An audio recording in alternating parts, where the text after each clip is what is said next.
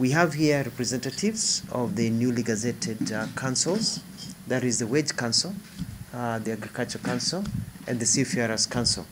I'll be, hopefully by the end of this week, also be gazetting the Protective Securities Councils. These councils are the ones that decide matters that pertain to salaries, way of life, improvement, skill development of workers. And then we have the labor board also, that is over here, that looks at all the issues of labor as they affect our people. So today is a very important day because these councils, the gap has been there for a long time. So now we have instruments, we have people who can sit down and be able to sort out the issues of our workers. The first assignment that I'm giving them, and we've agreed here in the meeting, that they are going to start sitting down within the next day or 2 days time, whereby they are going to agree on the 6% increment of wages to workers in our country, the minimum wage to workers in our country. That is, I think, in the private sector.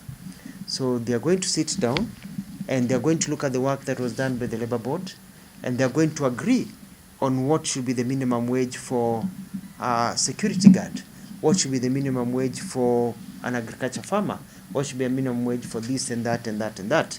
And they are going to present their proposals to me, and after, if I go through them and I feel they are in tune with what His Excellency the President had in mind and his vision, then I will gazette and will make it law for the wage increase to the 6% that was announced. So their speed will determine on when our workers will be able to get their wage increase. If they decide they want to work slowly until 2028, so hiyo mtapanga. Lakini mkiamua mnamaliza in 3 days, the next week I can gazette it. So it is all in your hands. And my PS here, Bwana Mwadime, will be able to facilitate and guide you on how this should be done so that we do it properly according to the law, so that the employer is happy and the employee is happy.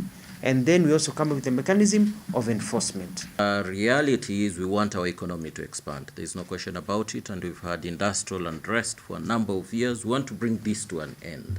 And this is where you come in. You play a very pivotal, a very critical role in ensuring that there's industrial harmony.